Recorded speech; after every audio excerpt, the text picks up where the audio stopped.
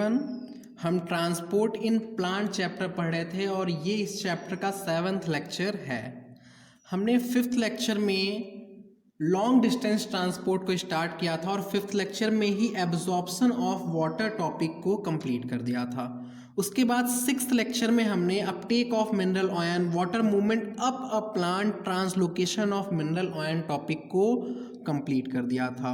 Water का movement और mineral का मूवमेंट हमने देखा था कि साथ में होता है, तो इन दोनों टॉपिक को हम साथ में एसेंट ऑफ सैप भी बोल सकते हैं।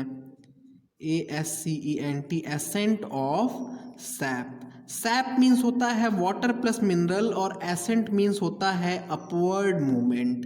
ठीक है, तो upward movement of water and mineral साथ में हो रहा था, तो इन दोनों टॉपिक को हम कलेक्टिवली एसेंट ऑफ सैप भी बोल सकते हैं। और आज के 7th लेक्चर में हमें ट्रांसपिरेशन टॉपिक को स्टार्ट करना है।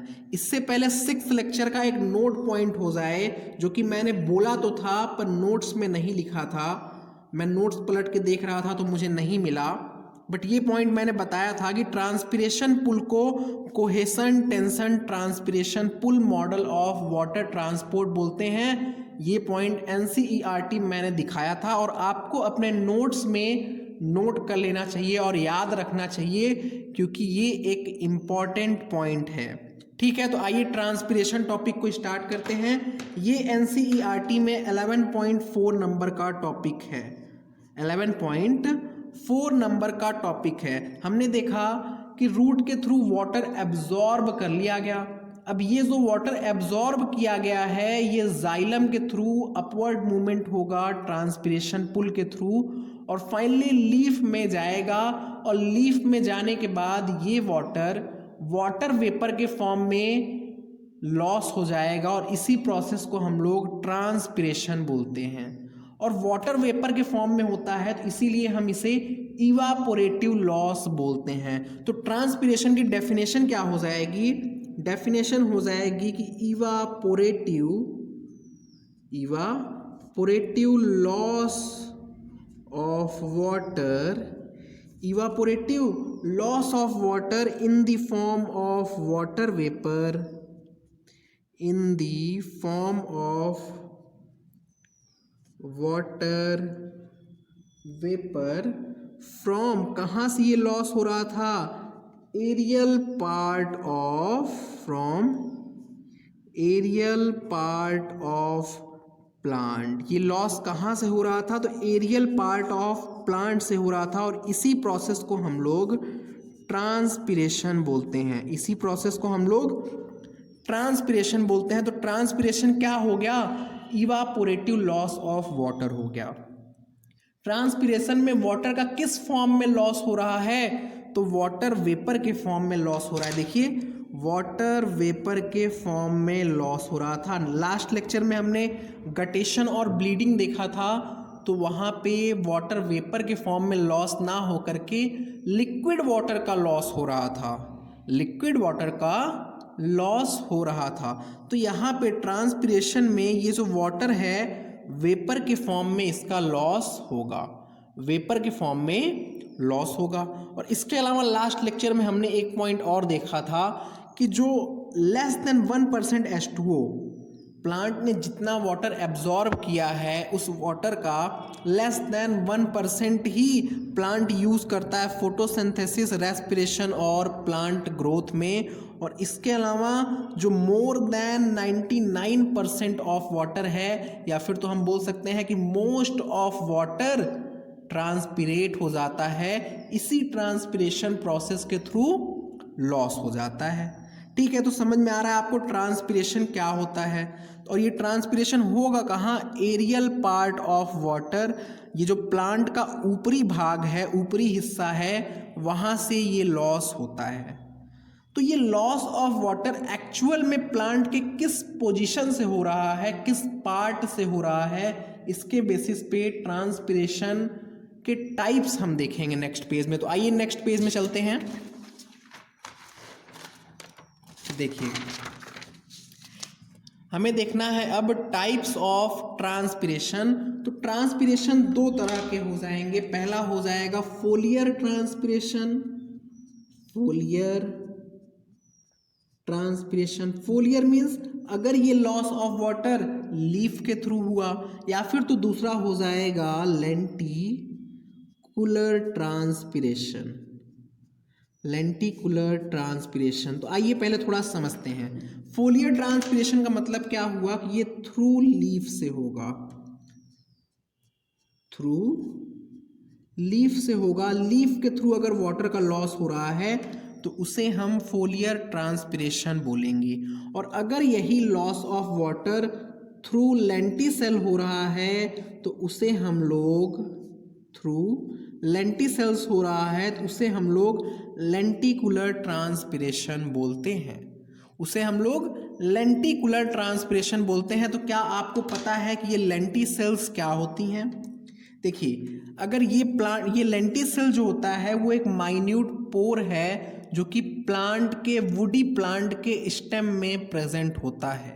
देखिए, अगर ये किसी प्लांट का हमने स्टेम बनाया तो इस स्टेम में जब सेकेंडरी ग्रोथ होता है, सेकेंडरी ग्रोथ मीन्स जब इस स्टेम की मोटापा बढ़ेगा, एक तरीके से आप ऐसे बोल सकते हैं, या फिर तो आप बोलिए कि इस स्टेम की जब लैटरल ग्रोथ होगी और ये जब साइज इंक्रीज होता है तो इस टाइम जब ये साइज इंक्रीज होता है तो प्लांट की जो एपिडर्मल सेल होती हैं वो रैप्चर कर जाती हैं, ब्रेक हो जाती हैं। जो प्लांट की एपिडर्मल सेल हैं वो ब्रेक कर जाती हैं, रैप्चर कर जाती हैं, और वहीं पे एक पोर क्रिएट हो जाता है। एक पोर क्रिएट हो जाता है और उसी पोर को हम लोग लेंटिसेल्स बोलते हैं। उसी पोर को हम लोग लेंटिसेल्स बोलते हैं। और ये जो फोलियर ट्रांसपिरेशन है ये लीव्स के थ्रू होगा। ये जो अगर हमने लीव्स बनाया तो इस लीव्स के थ्रू अगर लॉस ऑफ वाटर हो रहा है तो उसे हम लोग फोलियर ट्रांसपिरेशन बोलेंगे। तो ये जो फोलियर ट्रांसपिरेशन है, फर्दर इसके भी दो टाइप होते हैं। फोलियर ट्रांसपिरेशन के भी दो टाइप्स होते हैं। पहला हो जाएगा स्टोमेटल ट्रांसपिरेशन, स्टोमेटल ट्रांसपिरेशन, और दूसरा हो जाएगा क्यूटिकुलर ट्रांसपिरेशन। मीन्स लीफ के, अब फर्दर हम लीफ में क्लासिफिकेशन देख रहे हैं कि लीफ के किस पार्ट से हो रहा है, उस बेसिस पे फोलिएज मीन्स होता है लीफ, फोलिएज मीन्स होता है लीफ। तो फोलियर ट्रांसपिरेशन का मतलब हो जाएगा loss of water through leaf. देखिए, ये जो स्टोमेटल ट्रांसपिरेशन है ये थ्रू स्टोमेटा होगा, थ्रू स्टोमेटा होगा। और ये जो क्यूटिकुलर ट्रांसपिरेशन है ये थ्रू क्यूटिकल होगा। ठीक है, ये जो क्यूटिकुलर ट्रांसपिरेशन है वो क्यूटिकल के थ्रू होगा। तो क्या आपको पता है कि क्यूटिकल क्या होता है और स्टोमेटा क्या होता है, और ये दोनों लीफ में कहाँ पे प्रेजेंट हैं? तो आइए समझते हैं। देखिए, ये अगर हमने ये जो लीफ बनाया है इसका ये जो अपर सरफेस है यहाँ पे सबसे ऊपरी लेयर एपिडर्मिस का होगा। तो वही एपिडर्मल लेयर यहाँ पे हम देखिए बनाते हैं। ये क्या हुआ? एपिडर्मिस का सेल हुआ। एपिडर्मिस का सेल बैरल शेप्ड का होता है। मीन्स बैरल का मतलब मैंने बताया था डमरू के शेप का थोड़ा होता है। इस तरीके का क्या हो गया? ये एपिडर्मल सेल हो गया। और यही जो एपिडर्मल सेल हैं, इसी एपिडर्मल सेल के कुछ एपिडर्मल सेल थोड़ा स्पेशलाइज हो जाते हैं और स्पेशलाइज होकर के उनका शेप कुछ चेंज हो जाएगा, उनका शेप चेंज हो जाता है। और ये जो चेंज शेप के साथ में जो स्ट्रक्चर बनता है उसी को हम लोग स्टोमेटा बोलते हैं। क्या हुआ? ये जो एपिडर्मल सेल थी वो उसमें से बीच बीच में कुछ एपिडर्मल सेल स्पेशलाइज हो गई, उनका शेप चेंज हो गया। और शेप चेंज हुआ तो ये जो दो सेल के बीच में और ये जो एक इंटरसेलुलर स्पेस है, एपिडर्मल सेल्स के बीच में इंटरसेलुलर स्पेस नहीं होगा, बट ये जो स्पेशलाइज्ड सेल हैं इनके बीच में इंटरसेलुलर स्पेस होगा। और इसी इंटरसेलुलर स्पेस को हम लोग स्टोमेटल पोर बोलते हैं। और यही जो दो सेल और ये जो इंटरसेलुलर स्पेस का अपरेटस है इसे ही हम लोग स्टोमेटा बोलते हैं। तो अगर ये लॉस ऑफ वाटर यहाँ स्टोमेटा के थ्रू हो रहा है तो ये इसे हम लोग स्टोमेटल ट्रांसपिरेशन बोलेंगे। इसे हम लोग स्टोमेटल ट्रांसपिरेशन बोलेंगे। अब देखिए ये जो एपिडर्मल सेल है इसके ऊपर एक वैक्स का लेयर प्रेजेंट होता है और इस लेयर का फंक्शन क्या होगा, तो ये वैक्स का जो लेयर है इसका फंक्शन होता है to prevent water loss from epidermal cell. ये जो वैक्स का लेयर है ये वाटर के लॉस को प्रिवेंट करता है एपिडर्मल सेल से।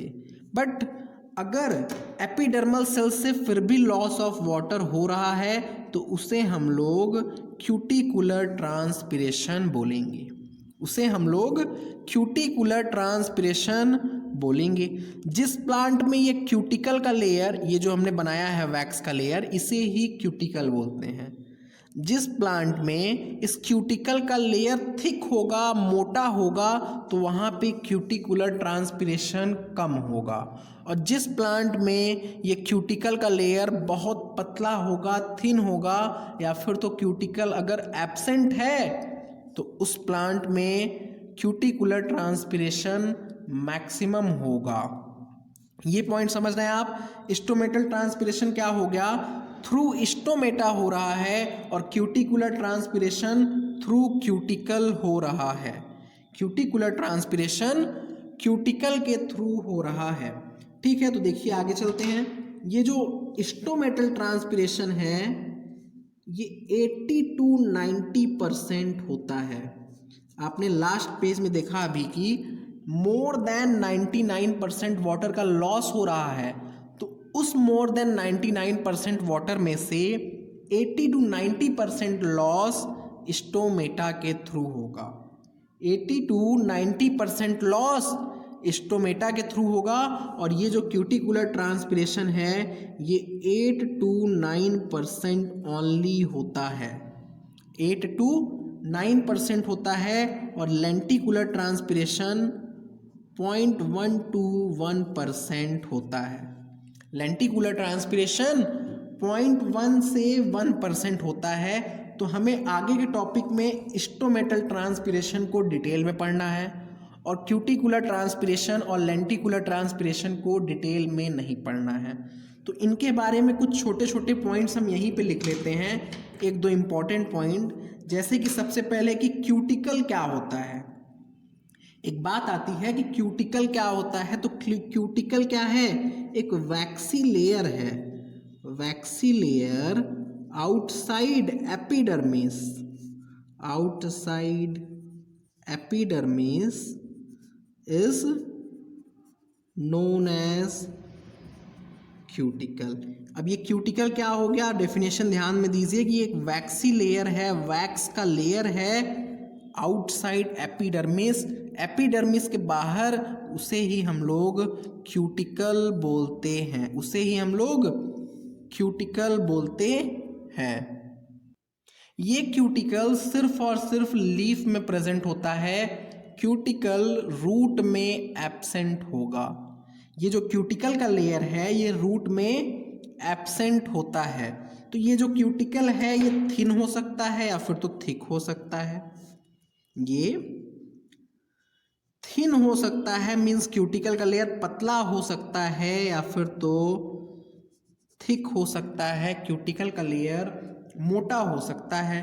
तो अगर ये थिन होगा तो ये वाटर को ज़्यादा लॉस होने देगा, और अगर ये थिक होगा, मोटा होगा, तो वाटर को कम लॉस होने देगा। वाटर को कम लॉस होने देगा। तो देखिए थिन क्यूटिकल कहाँ प्रेजेंट होगा और थिक क्यूटिकल कहाँ प्रेजेंट होगा। तो थिन क्यूटिकल वहाँ प्रेजेंट होगा जहाँ पे वाटर लॉस ज़्यादा कराना हो, जैसे एक्वेटिक प्लांट में, या फिर तो आप इसे क्या बोल सकते हैं, मीजोफाइट्स में। ये जो थिन क्यूटिकल है ये मीजोफाइट्स में प्रेजेंट होता है, PHYTES, मीजोफाइट्स में प्रेजेंट होता है। और ये जो थिक क्यूटिकल है ये ज़ीरो फाइट्स में मीन्स डेजर्ट वाले प्लांट में प्रेजेंट होता है। ठीक है, तो वाटर लॉस को प्रिवेंट करना है तो ये ऐसे प्लांट में होगा जहाँ पे वाटर की कमी होगी, जैसे डेजर्ट के प्लांट में थिक क्यूटिकल पाया जाता है। अगर थिन क्यूटिकल होगा तो इस केस में ये जो क्यूटिकुलर ट्रांसपिरेशन है ये 8 to 9% से बढ़ करके 40 to 50% हो जाता है। 40 to 50% हो जाता है। और अगर ये थिक हुआ तो इस केस में ये जो क्यूटिकुलर ट्रांसपिरेशन है लेस देन 8% हो जाएगा, 8% से भी कम हो जाएगा। ठीक है, तो ये हुआ हमारा क्यूटिकल के बारे में और क्यूटिकुलर ट्रांसपिरेशन के बारे में थोड़ा सा कुछ पॉइंट्स। अब इसके बाद हम लोग लेंटिकुलर ट्रांसपिरेशन में थोड़ा सा कुछ पॉइंट देख लें। देखिए, पहले तो लेंटिसेल्स होते क्या हैं। लेंटिसेल्स एक माइन्यूट पोर है, माइन्यूट पोर ऑफ वुडी। मैंने बताया कहाँ प्रेजेंट होते हैं, वुडी प्लांट में प्रेजेंट होते हैं, वुडी स्टेम में प्रेजेंट होते हैं। Minute pore of woody stem is known as lenticels. ये जो माइन्यूट पोर होंगे वुडी स्टेम में जो कि सेकेंडरी ग्रोथ के टाइम फॉर्म होते हैं, उसे ही हम लोग लेंटिसेल्स बोलते हैं, तो और भी पॉइंट देखिए लेंटिसेल के बारे में कुछ एक इम्पॉर्टेंट पॉइंट्स हो जाए। आप यहाँ पे एक पॉइंट तो ऑब्जर्व कर सकते हैं कि लेंटिकुलर ट्रांसपिरेशन बहुत ही कम है। इसका मतलब ये है कि लेंटिसेल्स का मेन फंक्शन ट्रांसपिरेशन नहीं है। लेंटिसेल्स का मेन फंक्शन ट्रांसपिरेशन नहीं है और लेंटिसेल का मेन फंक्शन कुछ और है। तो आइए यही पॉइंट को देखते हैं। देखिए, ये जो लेंटिसेल्स हैं, पहले तो मैंने ये बताया कि ये वुडी प्लांट में प्रेजेंट होता है। प्रेजेंट को मैं पॉजिटिव से लिख दे रहा हूँ, तो प्रेजेंट इन वुडी प्लांट में ये प्रेजेंट होगा। दूसरा पॉइंट, ये एब्सेंट होगा हर्बिशियस प्लांट में। जितने भी हर्ब वाले प्लांट होंगे उसमें ये एब्सेंट होता है।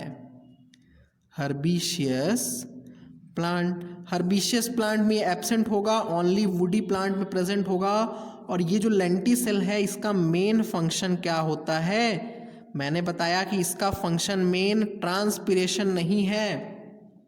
तो मेन फंक्शन ऑफ लेंटिसेल क्या हो जाएगा, ये मैंने टेंटिसेल लिख दिया है, तो ये लेंटिसेल आप कर लीजिए, टेंटिसेल नहीं है। इसका मेन फंक्शन होता है गैसियस एक्सचेंज। इसका मेन फंक्शन क्या हो जाएगा, गैसियस एक्सचेंज हो जाएगा। और आपको ये ध्यान में रखना होगा, अगर फंक्शन ऑफ लेंटिसेल पूछा और ऑप्शन में लिख दिया कि ट्रांसपिरेशन, गैसियस एक्सचेंज और दो ऑप्शन और बना दिया, तो आपको गैसियस एक्सचेंज पर टिक करना है, क्योंकि लेंटिसेल का मेन फंक्शन गैसियस एक्सचेंज है। लेंटिसेल का मेन फंक्शन गैसियस एक्सचेंज है। ठीक है, इतना पॉइंट आपको समझ में आ रहा है। इसके बाद आइए एक डायग्राम यहाँ पे थोड़ा समझते हैं, जो कि मैंने अभी यहाँ पे ये समझाया, इसी डायग्राम को फिर से समझते हैं। मैंने बताया कि ये जो एपिडर्मल सेल है इसका शेप कैसा होगा, बैरल शेप्ड का होता है। कैसा होगा, बैरल शेप्ड का होगा। ठीक है, एक पॉइंट यहाँ से ये समझ में आ रहा है, एपिडर्मल का शेप बैरल शेप्ड का होगा। और कुछ एपिडर्मिस का शेप चेंज हो जाता है, वो स्पेशलाइज हो जाते हैं, है ना। कुछ एपिडर्मल सेल का शेप चेंज हो जाता है, वो स्पेशलाइज हो जाते हैं, और इसी स्पेशलाइज सेल को हम लोग गार्ड सेल बोलते हैं। इसका नाम एपिडर्मल सेल ना रख के गार्ड सेल इसे बोलते हैं। ठीक, तो ये पहला पॉइंट हो गया कि उसका शेप चेंज हो गया और उसे हम गार्ड सेल बोलते हैं। और ये जो शेप चेंज हुआ है दो तरीके से हो सकता है, एक तो इस तरीके से हो जाएगा, मीन्स बीन शेप्ड, और आप किडनी शेप बोल सकते हैं, या फिर तो आप इसे क्रिसेंट शेप, मीनिंग अर्ध चांद आपने देखा है, आधा चांद जो होता है तो उसे आपने देखा होगा, तो वो भी क्या होता है, बीन शेप्ड या फिर तो किडनी शेप्ड ही होता है। तो ये कैसा हो जाएगा, क्रिसेंट शेप। क्रिसेंट मीन्स यही जो अर्ध चांद होता है वो क्रिसेंट शेप्ड का होता है। तो या फिर तो ये इस शेप में कन्वर्ट हो जाएगा, या फिर तो एक दूसरा वे भी होता है कि ये डंबल शेप में कन्वर्ट हो जाए। देखिए इस तरीके से डंबल होता है ना, ये डंबल शेप में कन्वर्ट हो जाता है। इसके पास ये दो ऑप्शन यहाँ पे होते हैं। देखिए मैंने क्या बताया कि ये जो एपिडर्मल सेल है, कुछ एपिडर्मल सेल स्पेशलाइज हो जाते हैं, उनका शेप चेंज हो जाता है, चेंज हो करके या फिर तो वो bean shape, kidney shape, crescent shape के हो जाएंगे, या फिर तो वो डंबल शेप्ड के हो जाएंगे, या फिर तो वो डंबल शेप्ड के हो जाएंगे। और ये जो डंबल शेप वाला है ये मोनोकॉट में प्रेजेंट होता है, ग्रासेस में प्रेजेंट होता है, ग्रामिनी फैमिली मीन्स ग्रासेस में प्रेजेंट होता है। ये एनाटॉमी वाले टॉपिक में लिखा हुआ है। और ये वाला जो होता है बीन शेप्ड या फिर तो किडनी शेप और क्रिसेंट शेप का, ये डाइकॉट में प्रेजेंट होता है, डाइकॉट में प्रेजेंट होता है। अब एक पॉइंट और नोट कीजिए आप, ये जो एपिडर्मल सेल हैं, एपिडर्मल सेल के बीच में इंटरसेलुलर स्पेस नहीं है। एपिडर्मल सेल के बीच में इंटरसेलुलर स्पेस नहीं है, बट गार्ड सेल के बीच में इंटरसेलुलर स्पेस प्रेजेंट है। इंटरसेलुलर स्पेस प्रेजेंट है, और इसी इंटरसेलुलर स्पेस के थ्रू लॉस ऑफ H2O होता है। इसी इंटरसेलुलर स्पेस के थ्रू लॉस ऑफ H2O होता है। और इस स्पेस को हम लोग, देखिए ये जो दो गार्ड सेल हैं प्लस ये जो इंटरसेलुलर स्पेस है, यही मिलकर के एक स्टोमेटा का फॉर्मेशन करता है, यही मिलकर के एक स्टोमेटा का फॉर्मेशन करता है। और ये जो यहाँ पे पोर है इसे हम लोग स्टोमेटल पोर बोलते हैं, स्टोमेटल पोर बोलते हैं। इसी तरीके से आप भी डायग्राम थोड़ा बड़ा बना लीजिएगा, समझ लीजिएगा अच्छे से।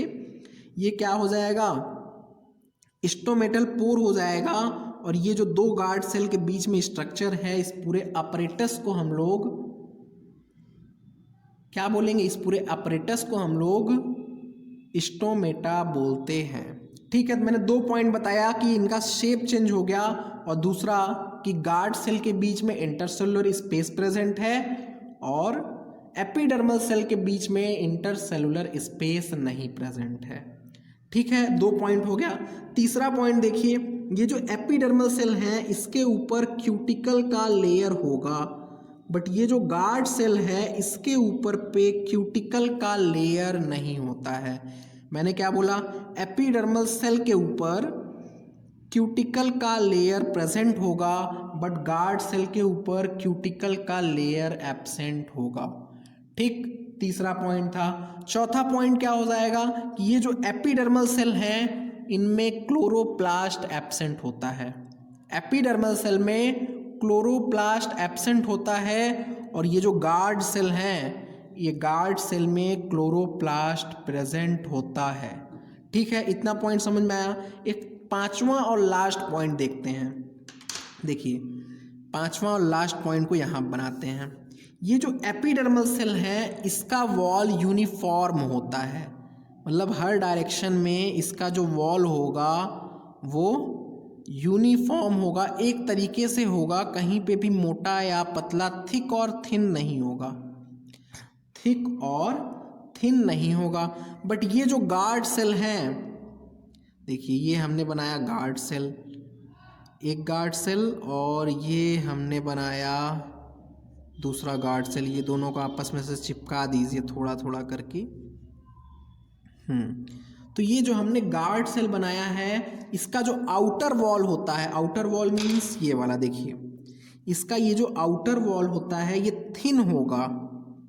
आउटर वॉल क्या हो जाएगा, ये क्या है, आउटर वॉल है, ये कैसा होगा, थिन होगा, प्लस पतला है तो ये लचीला भी होगा, बट यहाँ पे ऐसा नहीं है, ये थिन होता है प्लस इन इलास्टिक होगा, इन इलास्टिक होता है। आउटर वॉल थिन होगा प्लस इन इलास्टिक होता है, और ये जो इनर वॉल है, इनर वॉल मीन्स ये जो पोर के साइड में प्रेजेंट है ये थिक होता है।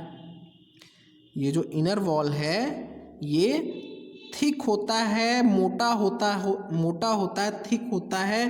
बट देखिए ये जो इनर वॉल है, IW लिख दे रहा हूँ, अभी मैं नोट्स इसका बगल में दे दूंगा, जो पॉइंट मैंने यहाँ एक्सप्लेन किया है बगल में इसका नोट्स प्रोवाइड है, नेक्स्ट पेज में हम देखते हैं। अभी ये जो इनर वॉल है ये कैसा होगा, थिक होगा प्लस मोटा होगा, और मोटा है तो ये इन इलास्टिक होना चाहिए, बट ये होता है इलास्टिक। ध्यान दीजिए ये पॉइंट NCERT में लिखा है और ये पॉइंट मिस नहीं होना चाहिए। कंफ्यूजन क्या होता है कि पतला है तो आसानी से इलास्टिक होगा, बट यहाँ पे उल्टा केस है, थिन है, पतला है तो इन इलास्टिक होगा, और थिक है तो इलास्टिक होगा। थिक वाला कहाँ साइड, थिक वाला साइड इनर साइड में प्रेजेंट होगा, टुवर्ड्स स्टोमेटल apparatus और स्टोमा पे प्रेजेंट होगा। ये जो स्टोमेटल पोर है या फिर तो स्टोमेटल अपर्चर इसे बोलते हैं, apparatus नहीं, ये जो स्टोमेटल अपर्चर है, स्टोमेटल पोर है, इधर साइड में थिक प्रेजेंट होगा और आउटर साइड पे थिन प्रेजेंट होता है।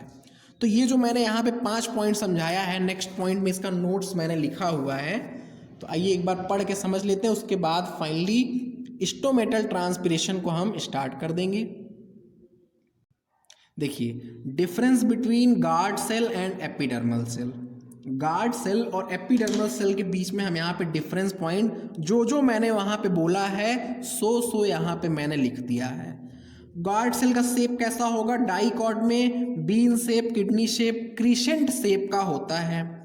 मोनोकॉट में इसका शेप डंबल शेप का होगा। एपिडर्मल सेल बैरल शेप्ड का होगा। इंटरसेलुलर स्पेस गार्ड सेल में प्रेजेंट होगा और जिसे हम लोग स्टोमेटल पोर बोलेंगे, बट एपिडर्मल सेल में इंटरसेलुलर स्पेस एब्सेंट होगा। गार्ड सेल के ऊपर क्यूटिकल एब्सेंट है और एपिडर्मल सेल के ऊपर क्यूटिकल प्रेजेंट है। एपिडर्मल सेल के ऊपर क्यूटिकल प्रेजेंट है। एपिडर्मल सेल का जो वॉल्स है वो यूनिफॉर्मली थिकेंड है, मतलब हर तरफ से सेम थिकनेस है। बट गार्ड सेल का जो आउटर वॉल होगा वो थिन प्लस इन इलास्टिक, पतला होगा और लचीला भी नहीं होगा, थिन प्लस इन इलास्टिक होगा, और inner wall thick plus elastic होगा। 5वां पॉइंट, गार्ड सेल में क्लोरोप्लास्ट प्रेजेंट है बट एपिडर्मल सेल में क्लोरोप्लास्ट नहीं प्रेजेंट है। एपिडर्मल सेल में क्लोरोप्लास्ट नहीं प्रेजेंट है। ठीक है, इतना पॉइंट आपको अच्छे से क्लियर हो रहा है। तो ये हो गया दोनों के बीच में डिफरेंस। और ये जो इनर वॉल है कहाँ प्रेजेंट होगा, प्रेजेंट टुवर्ड्स, आप यहाँ पे ऐसे लिख लीजिए वरना कंफ्यूजन होगा, इनर किसे माने या फिर तो आउटर किसे माने। टुवर्ड्स पोर आप यहाँ ऐसे लिख लीजिए, ये जो इनर वॉल है टुवर्ड्स पोर की तरफ प्रेजेंट होगा। फाइनली इसके बाद अब हमें स्टोमेटल ट्रांसपिरेशन को स्टार्ट करना है। स्टोमेटल ट्रांसपिरेशन को स्टार्ट करना है तो आइए देखते हैं स्टोमेटा क्या होता है। सबसे पहले मैंने बताया कि स्टोमेटा क्या है, एक पोर है जो कि एपिडर्मिस ऑफ लीफ में प्रेजेंट होता है। एपिडर्मिस ऑफ लीफ में प्रेजेंट होता है और इस पोर को हम लोग नेकेड आई से नहीं देख सकते, तो हम यहाँ पे ऐसे लिख सकते हैं कि stomata is a microscopic pore, SCOPIC pore present in epidermis of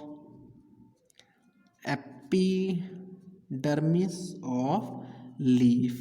epidermis of leaf में प्रेजेंट होता है, बट इसके अलावा कुछ ग्रीन स्टेम में भी स्टोमेटा प्रेजेंट होता है।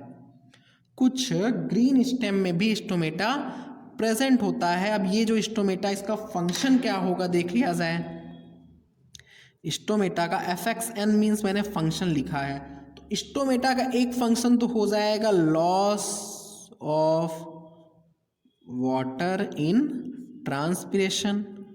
ट्रांसपिरेशन में ये लॉस ऑफ वाटर कराता है, और दूसरा फंक्शन इसी के थ्रू गैसियस एक्सचेंज भी होता है। तो यहाँ पे हम लिख सकते हैं exchange of oxygen and CO2, या फिर तो इसे ही आप गैसियस एक्सचेंज भी लिख सकते हैं। तो स्टोमेटा का दो फंक्शन ट्रांसपिरेशन और गैसियस एक्सचेंज। अब नेक्स्ट पॉइंट कि ये स्टोमेटा पाया कहाँ जाता है, अगर हम प्लांट किंगडम में देखें तो ऑकरेंस, क्या स्टोमेटा एल्गी में प्रेजेंट होगा? क्या ये जो स्टोमेटा है ALGAE एल्गी में प्रेजेंट होगा? तो आप बोलेंगे नहीं, एल्गी में स्टोमेटा नहीं प्रेजेंट होता है। एल्गी में स्टोमेटा नहीं प्रेजेंट होता है। और ब्रायोफाइट्स में इसके बाद एल्गी के बाद क्या आएगा? ब्रायोफाइट। तो क्या स्टोमेटा ब्रायोफाइट में प्रेजेंट होगा? यहाँ नीचे लिख लेते हैं। देखिए, हमने बताया कि प्लांट किंगडम से हम इसका ऑकरेंस देख रहे हैं कि पहली बार स्टोमेटा कहाँ पे प्रेजेंट मिला हमें। तो एल्गी में स्टोमेटा नहीं होगा, और जो ब्रायोफाइट है उसमें भी स्टोमेटा नहीं होगा, but first time stomata bryophyte में ही आता है। और ब्रायोफाइट में भी कैप्सूल ऑफ मॉस में प्रेजेंट होता है।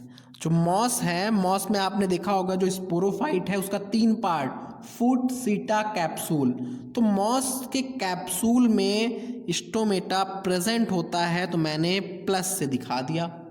ठीक है, तो स्टोमेटा के बारे में इतनी इन्फॉर्मेशन कि माइक्रोस्कोपिक पोर है जो कि एपिडर्मिस ऑफ लीफ में प्रेजेंट है। इसके थ्रू लॉस ऑफ वाटर होता है और एक्सचेंज ऑफ गैसेस होता है। एल्गी में नहीं प्रेजेंट होगा, और ब्रायोफाइट में मॉसेस के कैप्सूल में पहली बार ये प्रेजेंट होगा। ठीक है, इतना पॉइंट आपको समझ में आ रहा है। इसके बाद देखिए नेक्स्ट पॉइंट देखते हैं। देखिए यहाँ से ये टॉपिक खत्म होता है। इसके बाद नेक्स्ट टॉपिक एक समझते हैं। ये हमने बनाया लीफ। ये क्या है? लीफ। ये अगर स्टेम है तो स्टेम से लीफ इस तरीके से लगी हुई है। तो ये जो लीफ की अपर पोर्शन होगी, जो आसमान की तरफ होगी, उसे हम लोग एडेक्सियल सरफेस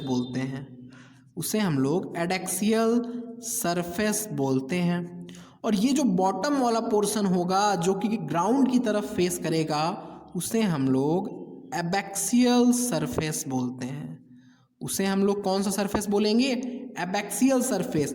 लोअर सरफेस को एबैक्सियल सरफेस, अपर सरफेस को एडेक्सियल सरफेस बोलते हैं। तो देखिए, अब यहाँ से 4 केस बन सकता है कि स्टोमेटा। देखिए, पहला केस हम यहीं पे बनाते हैं। यहाँ 4 कॉलम बना लिया जाए और 4 केस हमें यहाँ पे नज़र आएगा। देखिए, एक तो ये केस हो जाएगा कि स्टोमेटा दोनों ही फेस पे नहीं प्रेजेंट है, और दूसरा ये केस हो जाएगा कि स्टोमेटा दोनों ही फेस पे प्रेजेंट हैं। और तीसरा क्या कंडीशन हो सकता है कि एडेक्सियल पे प्रेजेंट है, एबैक्सियल पे नहीं, और या फिर तो एबैक्सियल पे नहीं तो एडेक्सियल पे प्रेजेंट है। यहाँ क्रॉस को आप लोग निगेटिव से ही दिखा लीजिए।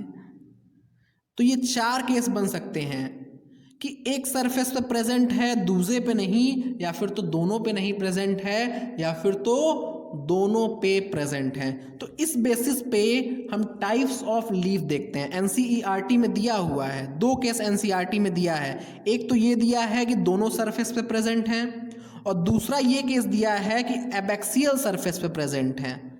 ये 2 केस NCERT में दिया है, और बाकी का ये दोनों केस NCERT में नहीं दिया है। तो ठीक है, तो हमारा नेक्स्ट टॉपिक हो जाएगा types of leaves on the basis of position of stomata. देखिए, नेक्स्ट पेज में मैंने लिख रखा है, समझा दिया है, बस नोट करना है तो मैंने ऑलरेडी लिख रखा है कि टाइम थोड़ा सा बच जाए। देखिए, types of leaf on the basis of position of stomata. तो टाइप्स ऑफ लीफ, देखिए नाम कैसे याद रखेंगे, हम नाम भी याद करवा दें आपको। ये हमने बनाया लीफ, ये बनाया लीफ। अगर अपर सरफेस पे प्रेजेंट है तो अपर सरफेस को हम लोग किससे बोल सकते हैं? एपी बोल सकते हैं। तो अपर सरफेस पे प्रेजेंट है तो उसे हम लोग एपीस्टोमेटिक लीफ बोलेंगे। अगर लोअर सरफेस में प्रेजेंट है तो उसे हम लोग हाइपोस्टोमेटिक लीफ बोलेंगे। दोनों सरफेस पे है तो एम्फीस्टोमेटिक, जैसे आप एम्फीबियन नाम सुने होंगे। एम्फीबियन का मीनिंग क्या है? वो जल और थल दोनों पे रहता है ना। तो एम्फीबियन मीन्स क्या हो गया? वो दो साइड को रिप्रेजेंट करता है। एम्फी मीन्स, तो अगर दोनों साइड पे है तो उसे हम लोग एम्फीस्टोमेटिक लीफ बोलेंगे। और अगर दोनों ही साइड पे नहीं है तो उसे हम लोग एस्टोमेटिक लीफ बोलते हैं। उसे हम लोग एस्टोमेटिक लीफ बोलते हैं। देखिए सबसे पहला वाला हाइपोस्टोमेटिक लीफ देखते हैं।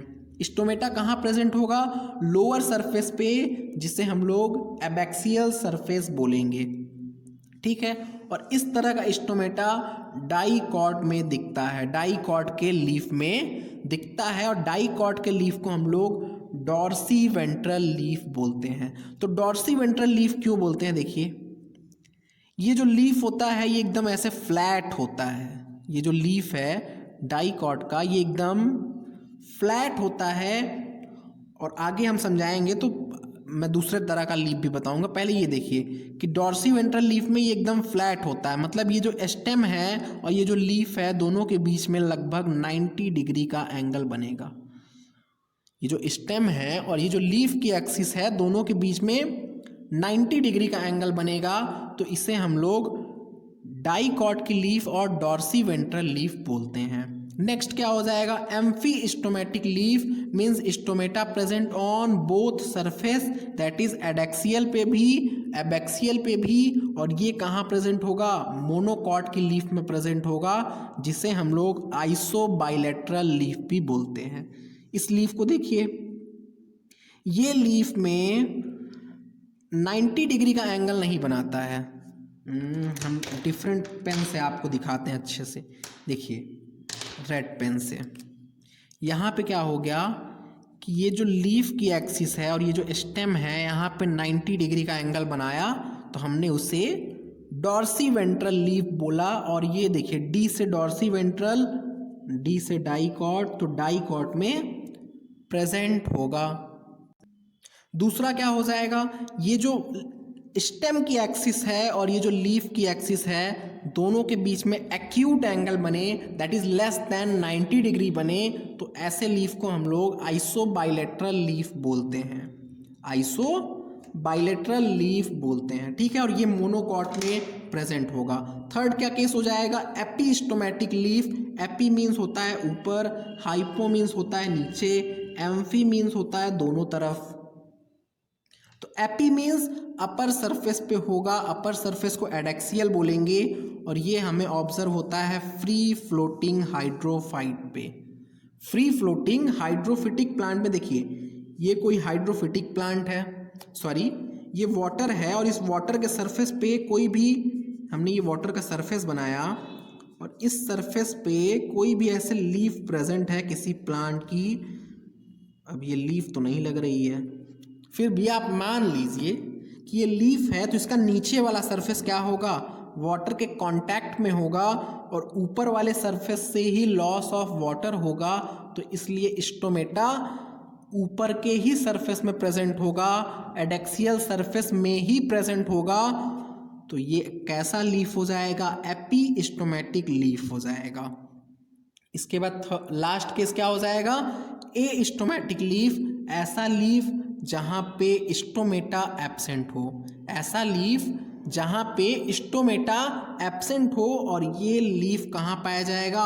सबमर्ज्ड हाइड्रोफाइट में। देखिए ए मीन्स होता है एब्सेंट, और ऐसी लीफ सबमर्ज्ड हाइड्रोफाइट मतलब ऐसा प्लांट, ऐसा एक्वेटिक प्लांट जो कि वाटर के अंदर ही रहता हो, वाटर के अंदर ही रहता हो, तो ऐसे प्लांट में एस्टोमेटिक लीफ प्रेजेंट होता है।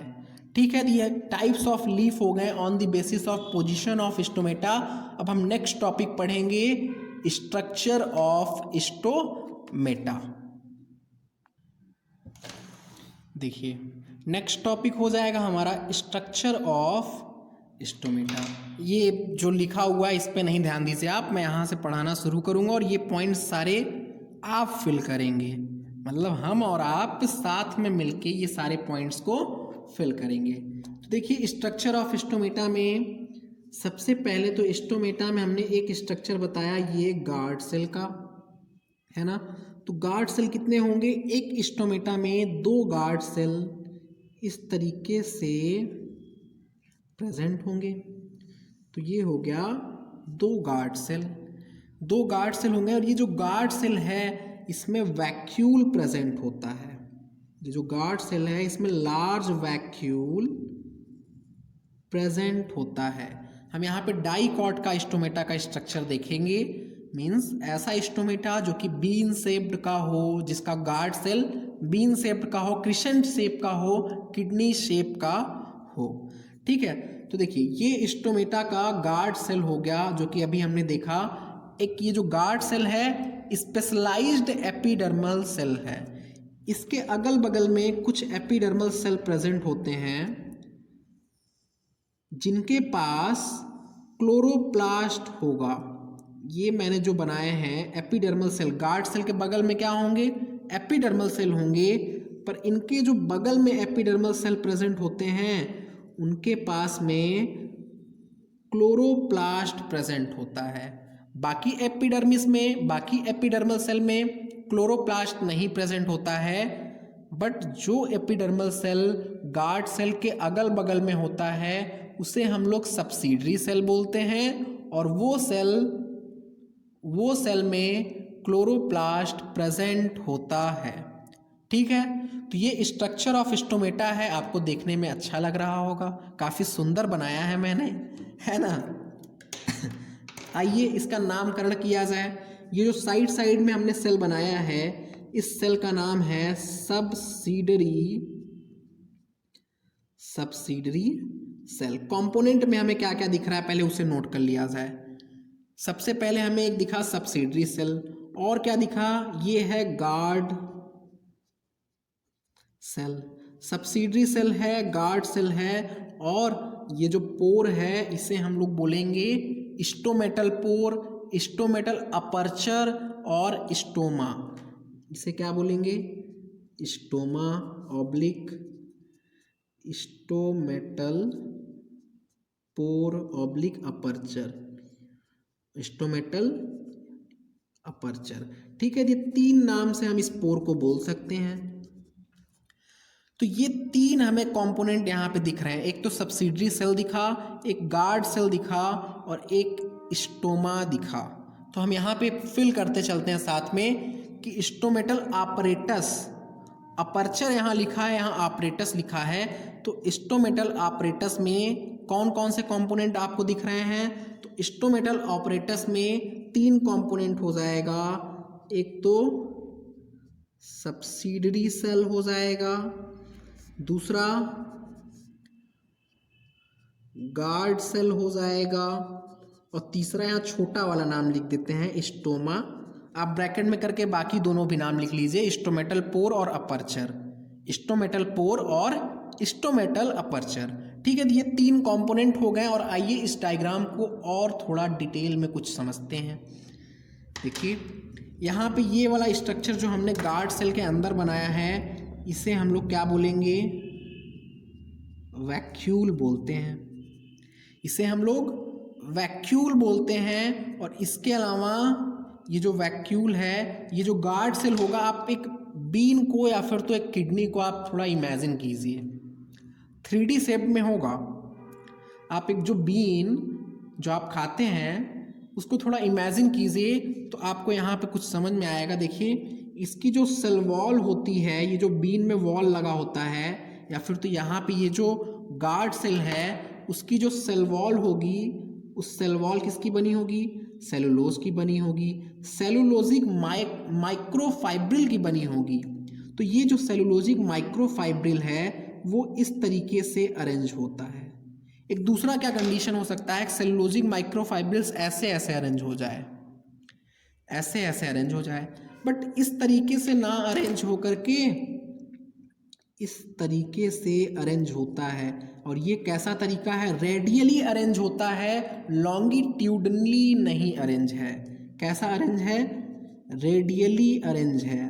ध्यान दीजिए, मैं ना टर्म जो बोल रहा हूँ और ये इम्पॉर्टेंट है कि रेडियली अरेंज है। रेडियली, ये मैंने जो ब्लैक कलर्स बनाया ये क्या है? सेलुलोजिक माइक्रोफाइब्रिल्स है। सेलुलोजिक माइक्रोफाइब्रिल है। और ये जो माइक्रोफाइब्रिल है कैसा अरेंज्ड है? रेडियली अरेंज्ड है। कैसा अरेंजमेंट है इसका? रेडियल अरेंजमेंट है, रेडियली अरेंज्ड है। ठीक है, इतना पॉइंट आपको अच्छे से समझ में आ रहा है। लॉन्गिट्यूडनली ना अरेंज होकर के रेडियली अरेंज है, आपको याद रखना है।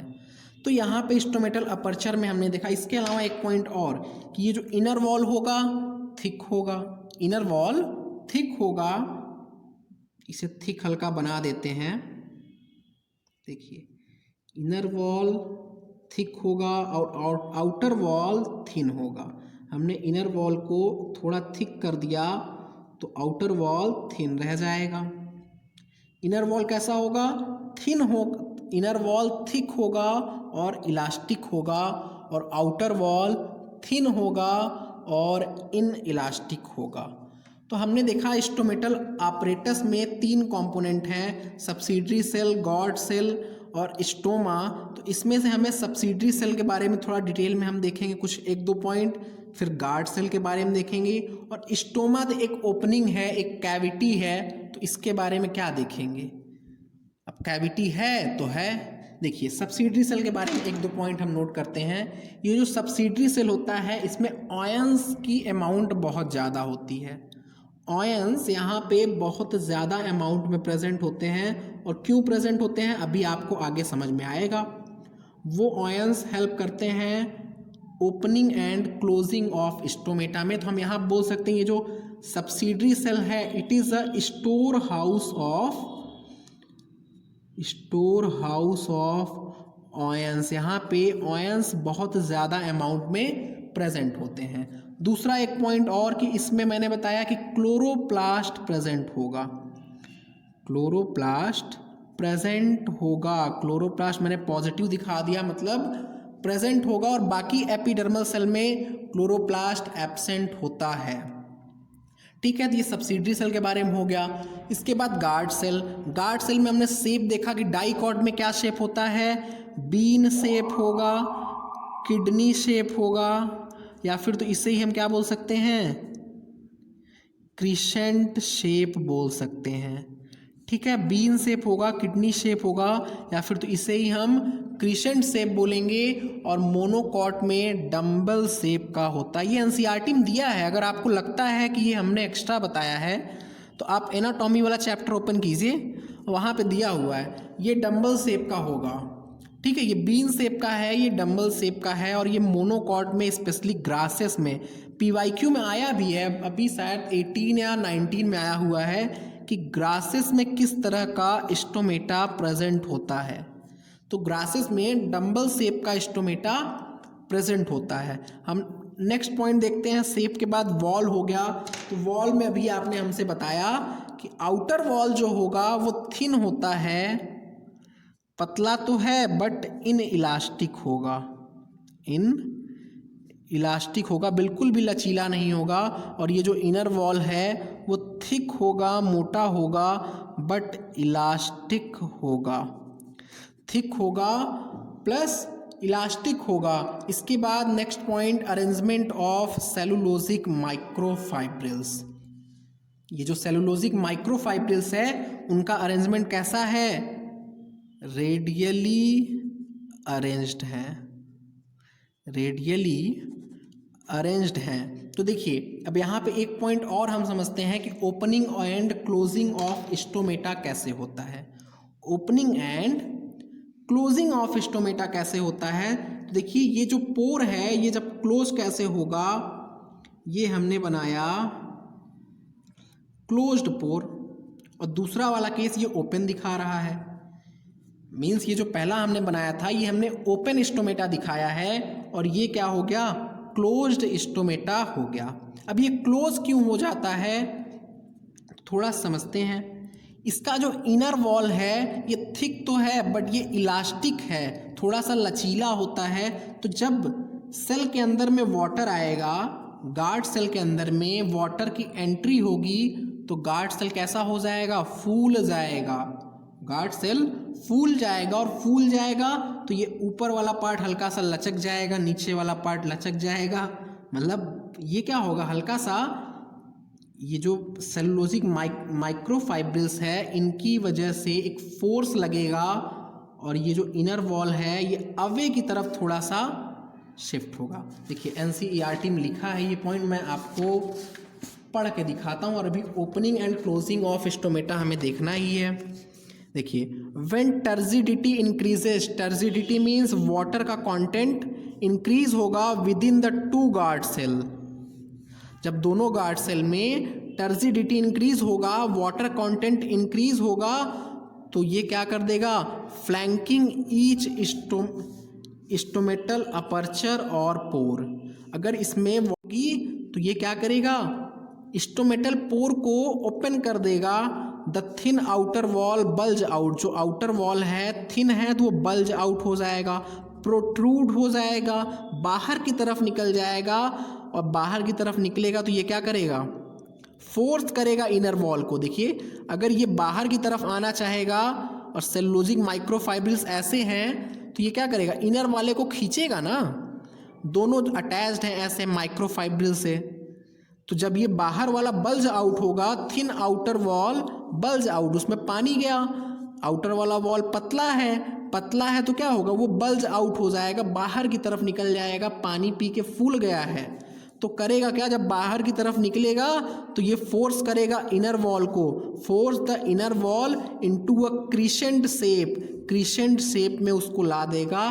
क्रिसेंट का मतलब अर्ध चांद होता है, आपने चांद नहीं देखा है, देखिए ये है चांद, ऐसे ही करके चांद होता है ना, अब देखिएगा आप, ठीक है। ये क्रिसेंट शेप हो गया। तो इतना पॉइंट समझ में आया। तो यहाँ पे एक पॉइंट आगे क्या लिखा है कि the opening of stoma is also aided due to orientation of microfibrils.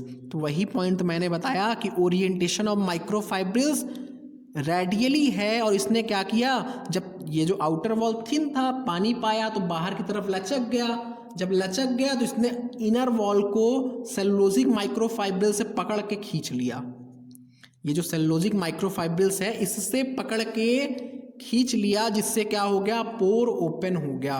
But जैसे ही लॉस ऑफ वाटर होगा, इसमें से जैसे ही लॉस ऑफ वाटर होगा, अभी हम आगे देखेंगे कि लॉस ऑफ वाटर कैसे होगा या फिर तो वाटर की एंट्री किस तरीके से होती है, मैकेनिज्म बाद में देखेंगे, बट प्रोसेस को समझिए क्या होता है।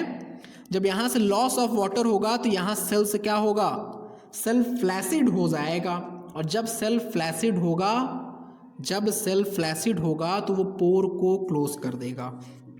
तो एक पॉइंट यहाँ पे हम लिखते हैं अरेंजमेंट ऑफ सेलुलोजिक माइक्रोफाइब्रिल के बाद कि opening and closing of stomata में कौन हेल्प कर रहा है।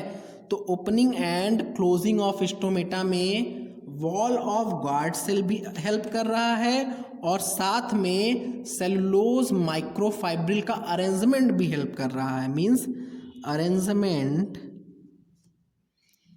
Of cellulose microfibril plus wall of guard cell help in opening and closing of stomata. दोनों ही हेल्प कर रहे हैं, help in opening and closing of stomata.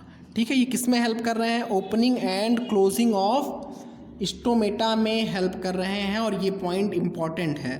तो अब हम नेक्स्ट टॉपिक ही यही बना लेते हैं कि mechanism of opening and closing of stomata क्या है। तो आइए नेक्स्ट पेज में चलते हैं। Mechanism of opening and closing of stomata. यहाँ पे क्या क्या लिखा है इस पे ध्यान नहीं दीजिए आप, हम पढ़ाते हैं तो ये फिल हो जाएगा पूरा। देखिए, opening and closing of stomata के लिए एक जो मोस्ट एक्सेप्टेबल थ्योरी है उसका नाम है potassium proton pump theory.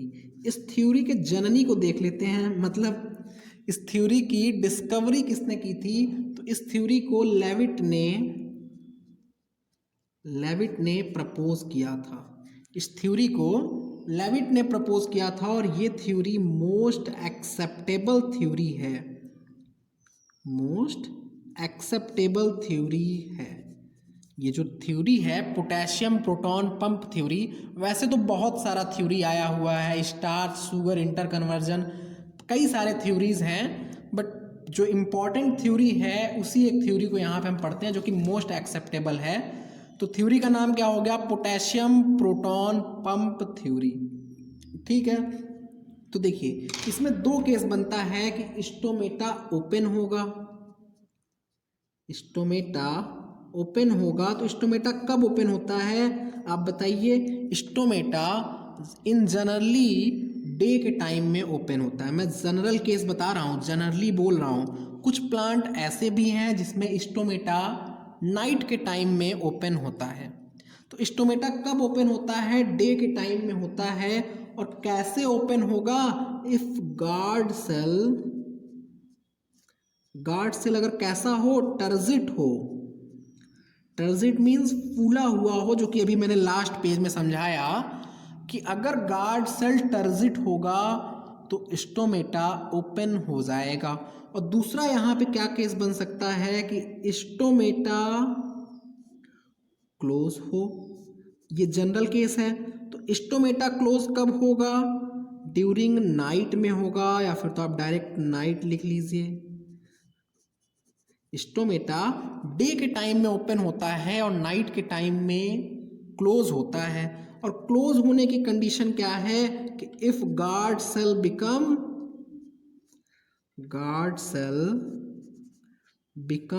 Flaccid, अगर गार्ड सेल फ्लैसिड हो जाए तो क्या होगा? स्टोमेटा क्लोज हो जाएगा। क्लोज और ओपन होने की कंडीशन आपको समझ में आ रही है? ओपन का मतलब क्या हुआ? देखिए फिर से एक डायग्राम छोटा सा यहाँ बना देते हैं कि ये क्या हो गया? ओपन का कंडीशन दिखा रहा है, ये ओपन का कंडीशन दिखा रहा है। और ये जो दूसरा केस मैंने बनाया ये इस तरीके से, ये तो ओपन का मैंने यहाँ बना दिया, ये वाला डायग्राम भी यहाँ पे होगा। ये ओपन का दो केस हो गया, यहाँ से इसे हटा देते हैं।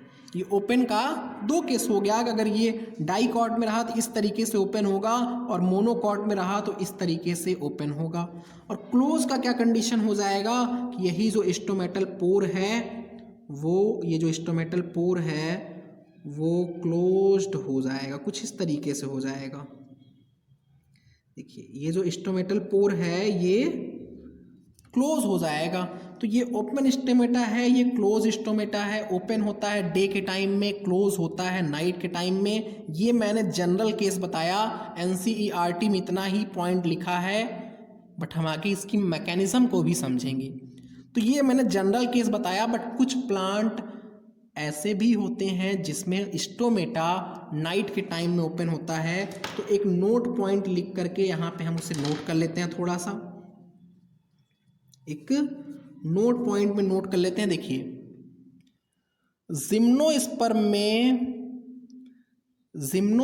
में और कैम प्लांट, कैम का मतलब होता है क्रैसुलेशियन एसिड मेटाबॉलिज्म।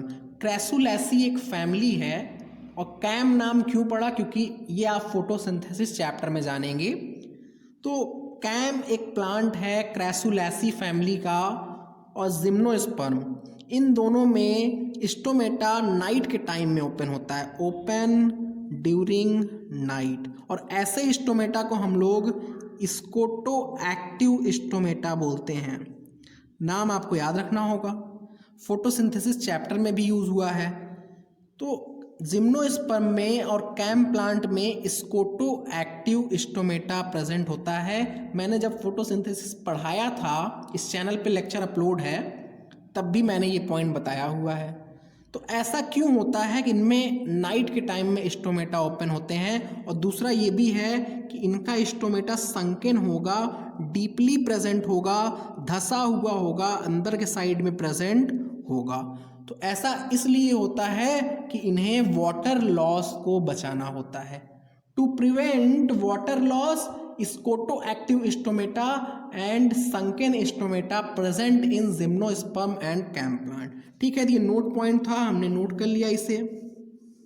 आइए अब फाइनली मैकेनिज्म को देखते हैं कि स्टोमेटा ओपन कैसे होता है और क्लोज कैसे होता है। तो देखिए मैकेनिज्म में हम पहला केस देखेंगे, ड्यूरिंग डे टाइम क्या होगा। डे टाइम में ओपन रहता है, तो ओपन होने के लिए प्लांट में क्या मैकेनिज्म चलती है। ये हमने बनाया है गार्ड सेल। गार्ड सेल का शेप ऐसा ही होता है ना, और ये जो हमने बनाया है उस गार्ड सेल का वैक्यूल है। Vacuole actually more than 90% space को कवर करता है, बट यहाँ पे अगर हमने मोर देन 90% बना दिया तो अच्छे से एक्सप्लेनेशन नहीं हो पाएगा, इसलिए मैंने छोटा वैक्यूल बनाया है। देखिए ड्यूरिंग डे टाइम में क्या होगा, आपको पता है कि डे टाइम में रेट ऑफ फोटोसिंथेसिस ज़्यादा होगा। रेट ऑफ फोटोसिंथेसिस ज़्यादा होगा, और अगर रेट ऑफ फोटोसिंथेसिस ज़्यादा होगा तो आप बोल सकते हैं ऐसे कि CO2 का कंसंट्रेशन डे के टाइम में कम होगा। CO2 का कंसंट्रेशन डे के टाइम में क्या होगा, कम होगा। ये पॉइंट आपको समझ में आ रहा है। फोटोसिंथेसिस ज़्यादा होगा तो प्लांट में CO2 का एक्यूमुलेशन नहीं होगा, तो CO2 का कंसंट्रेशन प्लांट में कम रहेगा। तो इसका इफेक्ट क्या पड़ेगा, देखिए ये जो CO2 होता है, यहाँ पे हम एक रफ वर्क कर ले रहे हैं। ये जो CO2 होता है वाटर से रिएक्ट करके ये क्या बना देता है, वाटर से रिएक्ट करके HCO3- प्लस H+ का फॉर्मेशन करता है। यहाँ से मतलब आप समझ सकते हैं कि अगर CO2 का कंसंट्रेशन बढ़ेगा तो H+ का कंसंट्रेशन बढ़ेगा। अगर CO2 का कंसंट्रेशन बढ़ेगा तो H+ का कंसंट्रेशन बढ़ेगा, और अगर CO2 का कंसंट्रेशन घटेगा तो H+ का भी कंसंट्रेशन घट जाएगा। ठीक है, तो यहाँ पे हम क्या लिख सकते हैं कि CO2 का कंसंट्रेशन घटा मीन्स इस टाइम पे H+ का भी कंसंट्रेशन घट जाएगा। H+ का भी कंसंट्रेशन घट जाएगा, और H+ का कंसंट्रेशन घटेगा मतलब pH बढ़ जाएगा। pH बढ़ जाएगा। देखिए H+ की कंसंट्रेशन ज़्यादा होती है तो pH कम होता है, और H+ की कंसंट्रेशन कम होगा तो pH ज़्यादा होता है। आपने देखा है ये केमिस्ट्री में। तो इतना पॉइंट आपको समझ में आ रहा होगा कि ड्यूरिंग डे टाइम पे फाइनली यहाँ पे हम आ गए pH ज़्यादा होगा। डे टाइम पे pH ज़्यादा होगा, और ज़्यादा pH अब करेगा क्या, हम गार्ड सेल के अंदर आके देखते हैं।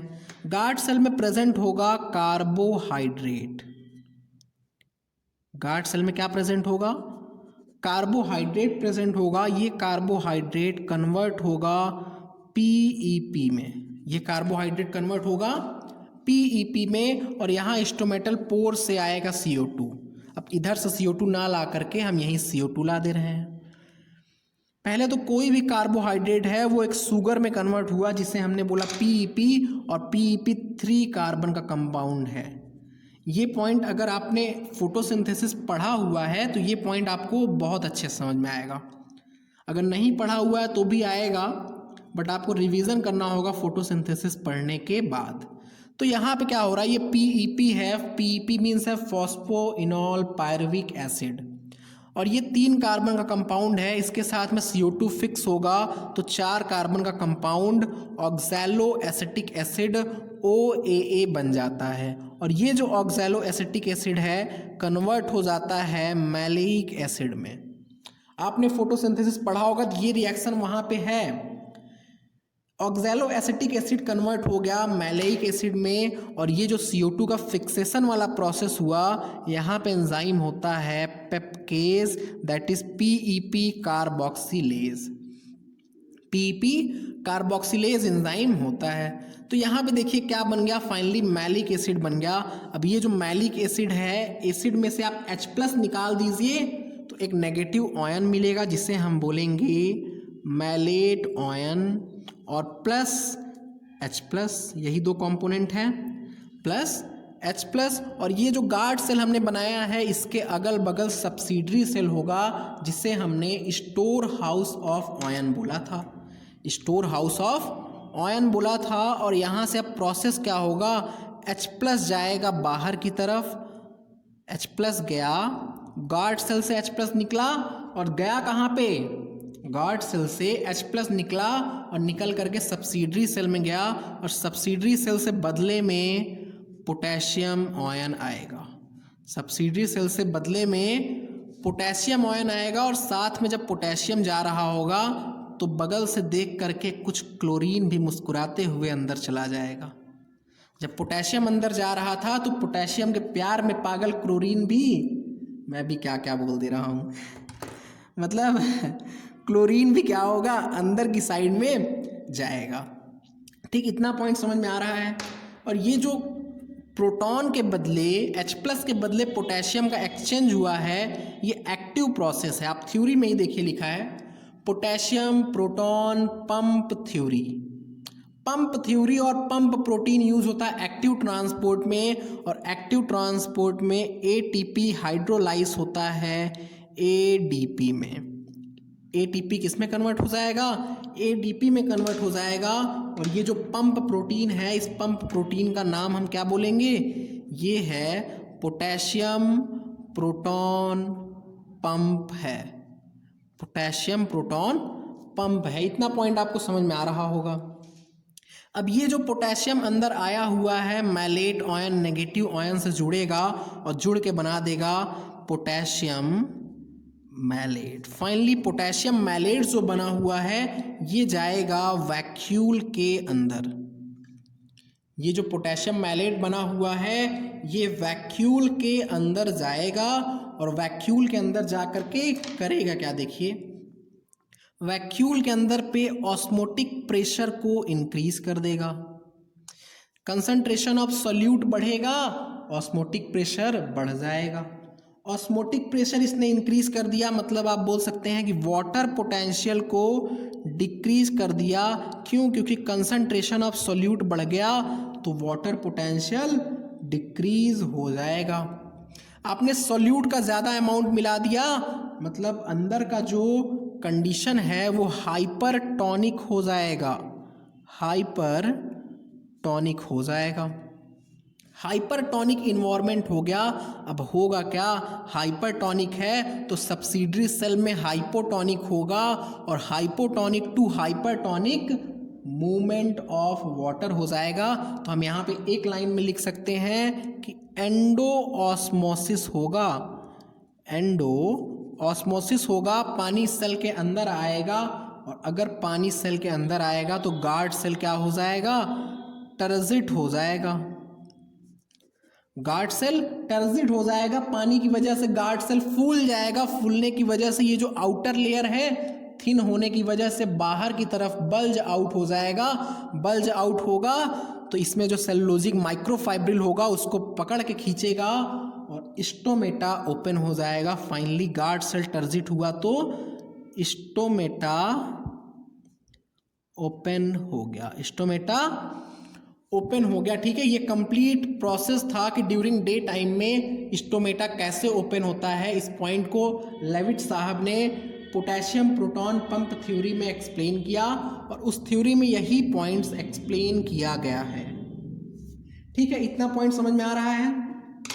तो इसके बाद एक बहुत छोटा सा और बहुत ही अच्छा नोट, 5000 का नोट है ये, मोदी से भी बड़ा नोट है भैया ये। देखिए, मतलब गवर्नमेंट जितना नोट चलाया हुआ है उससे भी बड़ा नोट है। मैं क्या क्या बोल रहा हूँ आज। ठीक है बच्चों, देखिए अब ये जो नोट है इसमें देखिए हम बताना ये चाह रहे हैं कि C3 प्लांट में फोटोसिंथेसिस मीजोफिल सेल में होता है। C3 प्लांट में फोटोसिंथेसिस मीजोफिल में होता है और मीजोफिल में एंजाइम प्रेजेंट होता है रूबिस्को। एंजाइम कौन सा प्रेजेंट होता है, रूबिस्को। C4 प्लांट में फोटोसिंथेसिस के लिए दो सेल रिस्पॉन्सिबल होते हैं, एक तो होगा मीजोफिल, और मीजोफिल के अलावा वैस्कुलर बंडल के अराउंड एक सेल प्रेजेंट होता है जिसे हम लोग बंडल शीथ सेल बोलते हैं। ये पॉइंट आपने अगर फोटोसिंथेसिस पढ़ा है तो समझ आएगा, वरना समझ तो नहीं आएगा। तो यहाँ के मीजोफिल में पेप्केज एंजाइम प्रेजेंट होता है, और बंडल शीथ सेल में कौन सा एंजाइम होगा, तो रुबिस्को एंजाइम होता है। रुबिस्को एंजाइम होता है। और मैंने फोटोसिंथेसिस वाले चैप्टर में एक पॉइंट लिखवाया था, या फिर तो एक पॉइंट बोला था कि पेप्केज एंजाइम सिर्फ और सिर्फ C4 प्लांट में ही प्रेजेंट होता है। आप यहाँ से ऑब्जर्व कर सकते हैं कि पेप्केज एंजाइम C4 के मीजोफिल सेल में प्रेजेंट है। C3 और C4 का मतलब आपको नहीं समझ में आ रहा होगा, तो आप यहाँ पे सिर्फ नोट कर लीजिए। जब आप फोटोसिंथेसिस पढ़ेंगे तो फिर एक बार रिवीजन कर लीजिएगा, आपको बहुत अच्छे समझ में आ जाएगा। तो C4 प्लांट के मीजोफिल में पेप्केज एंजाइम प्रेजेंट है, पेप्केज एंजाइम C3 प्लांट में नहीं प्रेजेंट है। बट यहाँ पे देखिए एंजाइम पेप्केज यूज हो रहा है, तो एक नोट पॉइंट यही है कि पेप्केज एंजाइम C3 प्लांट और C4 प्लांट के गार्ड सेल में प्रेजेंट होता है। C3 प्लांट और C4 प्लांट के गार्ड सेल में पेप्केज एंजाइम प्रेजेंट होता है। पेप्केज एंजाइम C3 प्लांट में भी प्रेजेंट है, C4 प्लांट में भी प्रेजेंट है। C3 प्लांट में सिर्फ गार्ड सेल में प्रेजेंट होगा, और C4 प्लांट के मीजोफिल में होगा और गार्ड सेल में प्रेजेंट होगा। तो यही नोट है, शायद आपको ना समझ में आया हो तो आप नोट कर लीजिए। आपको C3 और C4 का भी मतलब नहीं समझ में आ रहा होगा, क्योंकि ये फर्स्ट चैप्टर ही है, तो वो आप फोटोसिंथेसिस चैप्टर में अच्छे से समझ जाएंगे। देखिए यहां पे हम लिख देते हैं कि जो गार्ड सेल है, guard cell of C3 and C4 plant, जो C3 और C4 प्लांट का गार्ड सेल है वो क्या कंटेन करता है, कंटेन्स पेप्केज एंजाइम, पेप्केज एंजाइम।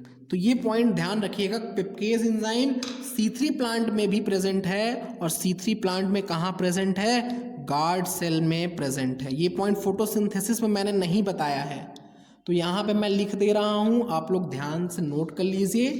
फोटोसिंथेसिस जब आप पढ़ेंगे, या फिर तो अगर आपने पढ़ लिया है तो आपको ये पॉइंट अच्छे से समझ में आ रहा होगा। ठीक है, नेक्स्ट पेज पे चलते हैं और ड्यूरिंग नाइट का कंडीशन पढ़ते हैं। ये तो ड्यूरिंग डे टाइम का था, अब हम लोग रात में क्या होगा, रात में स्टोमेटा क्लोज कैसे होता है उस पॉइंट को समझते हैं। देखिए ड्यूरिंग नाइट, इतना पॉइंट तो आपको समझ में आ रहा होगा। ड्यूरिंग नाइट क्या होगा, रेट ऑफ फोटोसिंथेसिस कम होगा, मतलब CO2 का एक्यूमुलेशन होगा। CO2 का कंसंट्रेशन बढ़ा तो H+ बढ़ेगा और pH घट जाएगा। तो डे के टाइम में हमने देखा था कि लो कंसंट्रेशन ऑफ CO2 और हाई pH था, और इस कंडीशन पे वो प्रोसेस हो रहा था।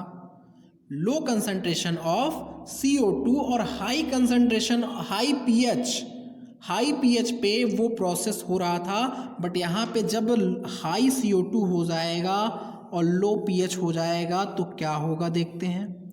यहाँ पे रात के टाइम में जब हाई CO2 और लो pH हो जाएगा तो पता है क्या होगा, उस टाइम पे प्लांट में ABA का सिंथेसिस होने लगेगा। This condition stimulates the synthesis of ABA, means यहाँ ऐसे लिख सकते हैं, stimulate the synthesis of ABA। ABA means क्या होता है, एब्सिसिक एसिड, एब्सिसिक एसिड। तो ये क्या करेगा कंडीशन, एब्सिसिक एसिड ABA का सिंथेसिस करवा देगा। अब ये जो ABA है अब ये अपना कांड करेगा। आइए देखते हैं कि ये ABA क्या करेगा। इसके आगे ABA का कंसंट्रेशन बढ़ने लगा, और जब ABA का कंसंट्रेशन बढ़ेगा तो ये मेम्ब्रेन की परमिएबिलिटी को चेंज कर देगा। गार्ड सेल की जो मेम्ब्रेन परमिएबिलिटी थी उसको चेंज कर देगा। ABA change the membrane permeability membrane permeability of GC, मैं लिख दे रहा हूँ, जीसी का मतलब है गार्ड सेल। गार्ड सेल की मेम्ब्रेन परमिएबिलिटी को ये चेंज कर देगा। तो कैसे चेंज करेगा देखिए, ये प्रिवेंट करेगा influx of potassium and chlorine into guard cell. Guard cell के अंदर पोटेशियम और क्लोरीन को अंदर नहीं जाने देगा। गार्ड सेल के अंदर पोटेशियम और क्लोरीन को नहीं जाने देगा। और दूसरा काम क्या करेगा, जितने पोटेशियम और क्लोरीन अंदर गए हैं उनका कान पकड़ के बाहर खींच लाएगा। मतलब promote efflux of potassium and chlorine from guard cell. Guard cell से पोटेशियम और क्लोरीन को बाहर निकालने लगेगा और अंदर नहीं जाने देगा। ये इतना काम कर रहा है। अब अगर इसने पोटेशियम को बाहर निकाल दिया तो गार्ड सेल के अंदर कंडीशन क्या बनेगा देखिए, अगर पोटेशियम और क्लोरीन गार्ड सेल से बाहर आ गए तो बाहर आने की वजह से वहाँ का ऑस्मोटिक प्रेशर डिक्रीज हो जाएगा। ऑस्मोटिक प्रेशर डिक्रीज का मतलब क्या है कि वाटर पोटेंशियल इंक्रीज हो जाएगा। वाटर में सॉल्यूट का कंसंट्रेशन कम होगा तो वाटर पोटेंशियल इंक्रीज हो जाएगा। इसका मतलब आप ये भी बोल सकते हैं कि वाटर पोटेंशियल इंक्रीज हुआ तो ये हाइपोटोनिक हो जाएगा। हाइपोटोनिक हो जाएगा मतलब गार्ड सेल हाइपोटोनिक हो गया और सब्सिडरी सेल हाइपरटोनिक हो गया। सब्सिडरी सेल हाइपरटोनिक हो गया और गार्ड सेल हाइपोटोनिक हो गया। तो रिजल्ट हमें क्या दिखेगा, रिजल्ट ये आएगा कि एक्सो ऑस्मोसिस होने लगेगा। एक्सो ऑस्मोसिस, पानी गार्ड सेल से बाहर जाने लगेगा। पानी गार्ड सेल से बाहर जाने लगेगा और गार्ड सेल टर्जिड से फ्लैसिड हो जाएगा। और फ्लैसिड हो जाएगा तो स्टोमेटा फाइनली क्लोज हो जाएगा। स्टोमेटा क्लोज, ठीक है। तो ये हुआ हमारा complete mechanism of opening and closing of stomata, ठीक है। नेक्स्ट टॉपिक देखते हैं। एनसीईआरटी में ये एक टॉपिक दिया हुआ है, इसे भी यहाँ पे ख़त्म कर लिया जाए। Transpiration and photosynthesis a compromise. मैं पहले इन पॉइंट्स को नोट किया हूँ कॉपी में और यहाँ से भी एक पॉइंट नोट किए हैं और उसी को हम नेक्स्ट पेज में एक्सप्लेन कर देते हैं, ठीक।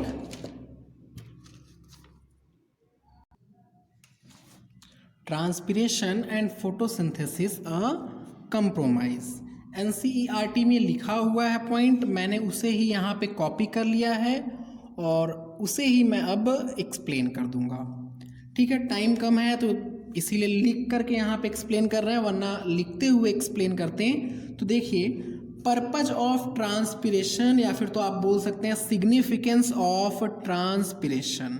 तो ट्रांसपिरेशन का पर्पस क्या होगा ये सारा आपने पढ़ा हुआ है, सिर्फ नोट करना रह गया है। देखिए, हमने देखा था कि जो ट्रांसपिरेशन पुल था उसकी वजह से एब्जॉर्प्शन ऑफ वाटर और ट्रांसपोर्ट ऑफ वाटर हो रहा था। तो एक पर्पस तो ये हो गया। दूसरा क्या हो जाएगा कि ये फोटोसिंथेसिस के लिए वाटर को सप्लाई करता है। कैसे? जब वाटर का ट्रांसपोर्ट होगा, ट्रांसपिरेशन पुल के थ्रू जब वाटर का ट्रांसपोर्ट होगा तो लीफ तक वाटर जाएगा और इसीलिए ट्रांसपिरेशन फोटोसिंथेसिस के लिए वाटर सप्लाई करता है। थर्ड पॉइंट क्या हो जाएगा? Transport of mineral from soil to all parts. ये भी पॉइंट आपको पता है, सॉयल से ऑल पार्ट्स में ट्रांसपोर्ट ऑफ मिनरल करता है। क्यों? क्योंकि जब ट्रांसपोर्ट ऑफ वाटर कर रहा है तो वाटर के साथ ही तो मिनरल जाएगा, है ना। फोर्थ क्या हो जाएगा कि कूलिंग लीफ सरफेस। आप देखते हैं कि ह्यूमन बॉडी में स्वेटिंग होता है तो उसका भी पर्पस होता है कि बॉडी टेम्परेचर को मेंटेन करना, है ना। इसके अलावा आप लोग देखे हैं कि जो मटके में या फिर तो घड़े में पानी भरा होता है तो उसका भी कूलिंग होता है, इवापोरेटिव कूलिंग।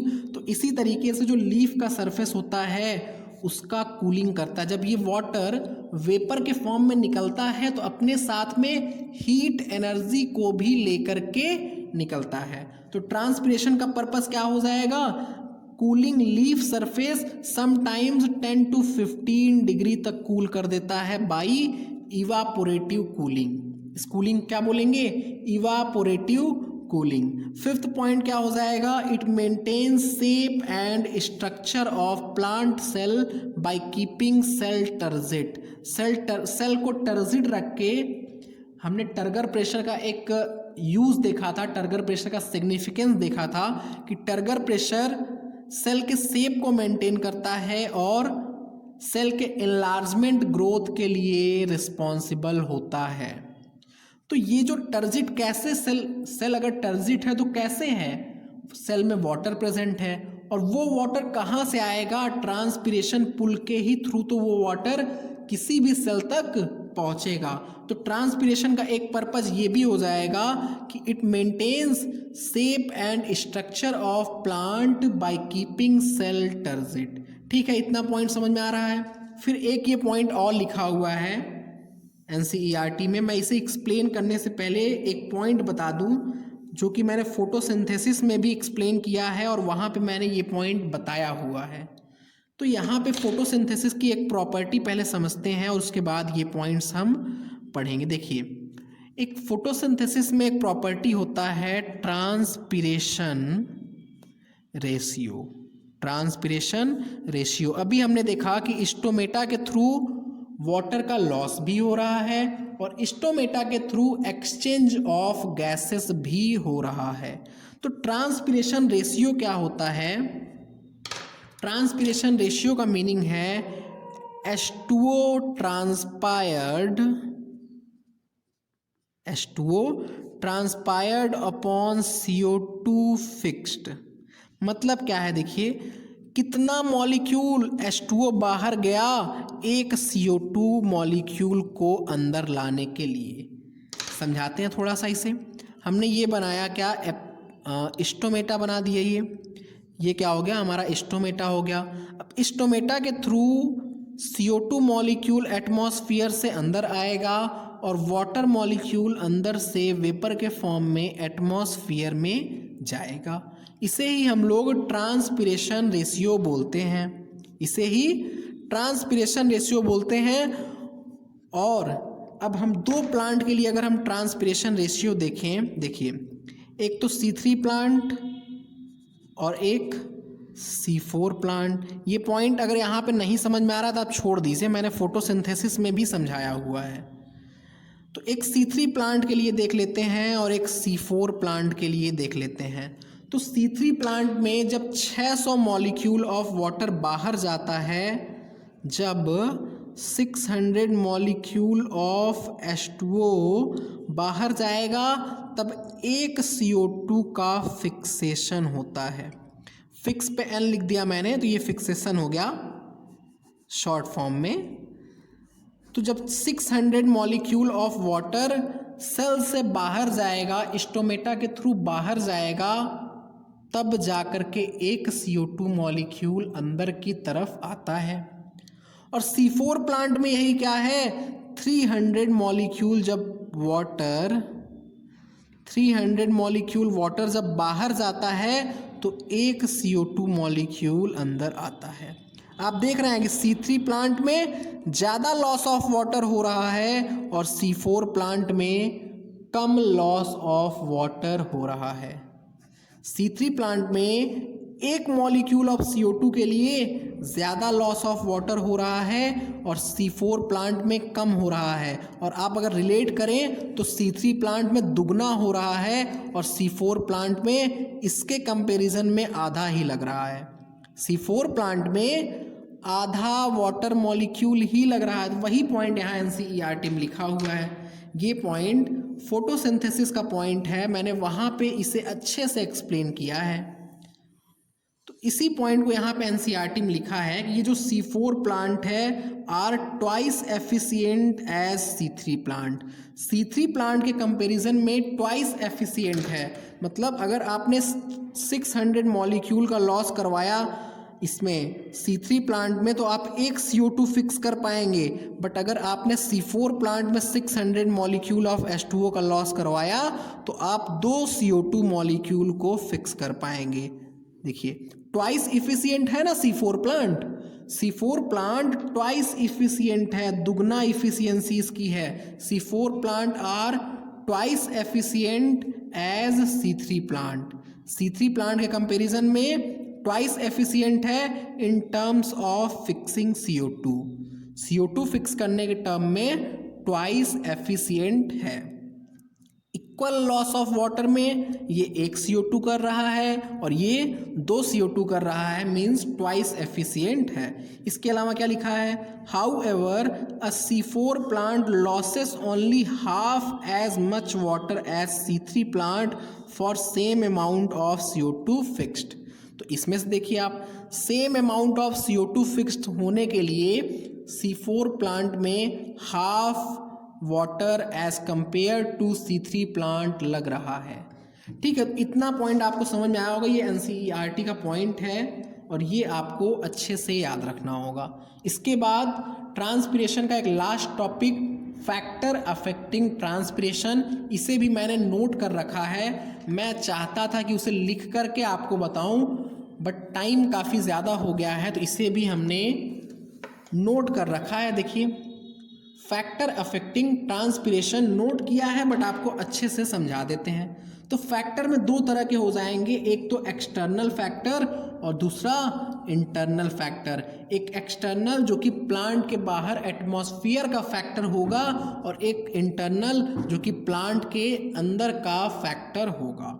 तो एक्सटर्नल फैक्टर में एटमॉस्फेरिक ह्यूमिडिटी, और ह्यूमिडिटी का मतलब आप मॉइस्चर भी बोल सकते हैं। तो एटमॉस्फेरिक ह्यूमिडिटी एक एक्सटर्नल फैक्टर है जो कि मोस्ट इम्पॉर्टेंट एक्सटर्नल फैक्टर है। तो अब एटमॉस्फेरिक ह्यूमिडिटी ट्रांसपिरेशन को अफेक्ट कैसे करता है, यहाँ TR का मतलब है ट्रांसपिरेशन रेट। TR का मतलब है ट्रांसपिरेशन रेट। TR का क्या मतलब हो जाएगा, TR का मतलब है यहाँ पे ट्रांसपिरेशन रेट। तो एटमॉस्फेरिक ह्यूमिडिटी कैसे अफेक्ट करेगा, अगर ह्यूमिडिटी बढ़ेगी तो ट्रांसपिरेशन घटेगा, अगर ह्यूमिडिटी बढ़ेगी तो ट्रांसपिरेशन घटेगा। और ह्यूमिडिटी मैक्सिमम होती है डे के टाइम में और नाइट के टाइम में। आपने गटेशन टॉपिक में देखा था कि गटेशन तभी होता है जब ह्यूमिडिटी ज़्यादा हो, ट्रांसपिरेशन लो हो। तो बोल सकते हैं हम कि rate of transpiration is inversely proportional to atmospheric humidity. Humidity अगर बढ़ेगी एटमॉस्फेयर में मॉइस्चर कंटेंट बढ़ेगा तो वाटर का लॉस प्लांट से नहीं होगा। ठीक है, दूसरा टेम्परेचर पे। तो टेम्परेचर कैसे अफेक्ट करता है, temperature is directly proportional to transpiration rate. Human से समझिए इसे, ह्यूमन में आप टेम्परेचर देते जाइए, बेचारा पसीना छोड़ देगा। तो उसी तरीके से प्लांट में भी है कि अगर आप टेम्परेचर बढ़ाते जाइए तो ट्रांसपिरेशन रेट बढ़ेगा। बट कंडीशन क्या है प्लांट के लिए कि up to a optimum temperature ही ऐसा होगा, ऑप्टिमम टेम्परेचर तक ही ऐसा होगा 25 से 35 डिग्री सेल्सियस। अगर आपने उससे भी ज़्यादा टेम्परेचर बढ़ाएंगे तो ट्रांसपिरेशन रेट बढ़ेगा। बट इसके लिए कंडीशन क्या है कि up to a optimum temperature ही ऐसा होगा। बट अगर आपने मोर देन 35 डिग्री सेल्सियस या फिर तो मोर देन ऑप्टिमम टेम्परेचर दे दिया तो ट्रांसपिरेशन रेट घट जाएगा। क्यों, क्योंकि स्टोमेटा उस टाइम क्लोज हो जाएगा। हाई टेम्परेचर पे स्टोमेटा से लॉस ऑफ वाटर होगा, एक्सोऑस्मोसिस होगा और स्टोमेटा क्लोज हो जाएगा। ठीक है, उसके बाद का फैक्टर है लाइट। तो लाइट में देखिए यहाँ पे एक लाइन लिखा है कि जो ट्रांसपिरेशन रेट है वो ब्लू लाइट में ज़्यादा होती है comparison to red light. Blue light में ट्रांसपिरेशन रेट ज़्यादा होती है। ऐसा क्यों, क्योंकि ब्लू लाइट में पेप्केज एंजाइम ज़्यादा एक्टिव होता है।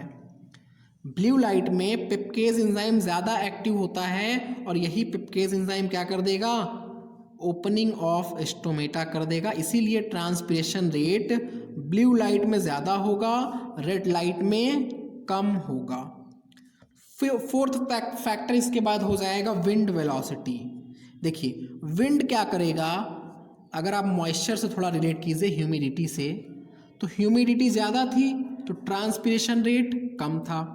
बट विंड वेलोसिटी क्या करेगा, अगर बहुत तेज़ी से हवा चलेगा, बहुत तेज़ी से हवा चलेगा तो मॉइस्चर को एटमॉस्फेयर से हटा देगा, वो मॉइस्चर को एटमॉस्फेयर से हटा देगा। तो आप बोल सकते हैं कि transpiration rate is directly proportional to wind velocity. Directly proportional क्यों है, क्योंकि जब विंड चलेगा जब विंड की वेलोसिटी ज़्यादा होगी तो वो एटमॉस्फेयर से मॉइस्चर को, ह्यूमिडिटी को हटा देगा, और हटा देगा तो ट्रांसपिरेशन रेट बढ़ जाएगा। ठीक है, इसके बाद fourth external factor atmospheric pressure. Atmospheric pressure, तो इसे थोड़ा हम ऐसे समझते हैं। आप सपोज कीजिए कि पिचकारी है, ये पिचकारी है, तो आप अगर पीछे की तरफ से जितनी तेज़ी से आप प्रेशर लगाएंगे, आगे से पानी उतना ही तेज़ी से निकलेगा। मतलब प्रेशर का डिफरेंस होना चाहिए। पीछे की तरफ प्रेशर ज़्यादा दिया, आगे की तरफ एटमॉस्फेरिक प्रेशर लग रहा है, तो ज़्यादा प्रेशर से कम प्रेशर की तरफ पानी गया। अब प्लांट में भी यही होता है कि प्लांट के लीफ में प्रेशर ज़्यादा होता है और एटमॉस्फेयर में प्रेशर एटमॉस्फेरिक प्रेशर होगा। तो हाई प्रेशर से लो प्रेशर की तरफ वाटर मूव करेगा। प्लांट में प्रेशर ज़्यादा है तो high pressure to low pressure water move करेगा। बट आपने क्या कर दिया कि एटमॉस्फेरिक प्रेशर को बढ़ा दिया।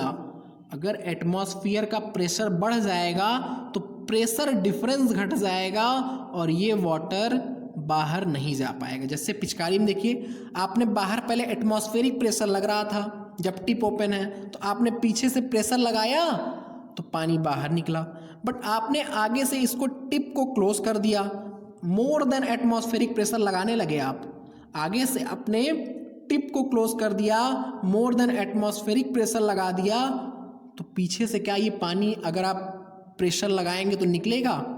तब तक नहीं निकलेगा जब तक आपने पीछे से इतना प्रेशर नहीं लगा दिया कि आगे वाला प्रेशर न्यूट्रलाइज हो जाए। आगे वाला प्रेशर जैसे ही ख़त्म होगा तभी पानी आगे से निकलेगा। तो वही यहाँ पे भी है कि एटमॉस्फेरिक प्रेशर पे कैसे डिपेंड करेगा, इन्वर्सली होगा।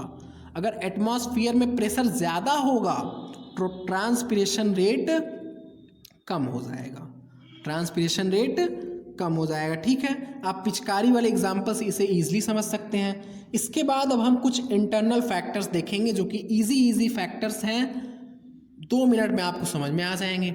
Number of stomata. अब आप बताइए, अगर स्टोमेटा ज़्यादा होगा तो ट्रांसपिरेशन रेट ज़्यादा होगा। डिस्ट्रीब्यूशन ऑफ स्टोमेटा, अगर स्टोमेटा दोनों सरफेस पे प्रेजेंट है तो ट्रांसपिरेशन रेट ज़्यादा होगा, अगर एक सरफेस पे प्रेजेंट है तो ट्रांसपिरेशन रेट कम होगा। तो वही यहाँ मैंने लिख रखा है कि transpiration rate more in monocot than dicot. Transpiration rate monocot में ज़्यादा होगा डाइकॉट से। क्यों? क्योंकि मोनोकॉट में आइसोबाइलेटरल लीफ होता है which contains stomata in both surface. Both surface contains है, ये कंट मैंने लिखा हुआ है, ये कंटेन्स स्टोमेटा है। और डाइकॉट में क्या हो जाएगा, लोअर सरफेस कंटेन्स स्टोमेटा। तो इसीलिए transpiration rate more in monocot than dicot. ये स्टेटमेंट ऐसे बन सकता है, ये जो मैंने लिखा है इस तरीके से स्टेटमेंट बन सकता है। ये स्टेटमेंट बन सकता है कि transpiration rate is more in blue light than red light, which of the following is correct statement. ऐसा क्वेश्चन बन सकता है ना। फिर थर्ड इंटरनल फैक्टर क्या हो जाएगा, परसेंटेज ऑफ ओपन स्टोमेटा, कितना स्टोमेटा ओपन है।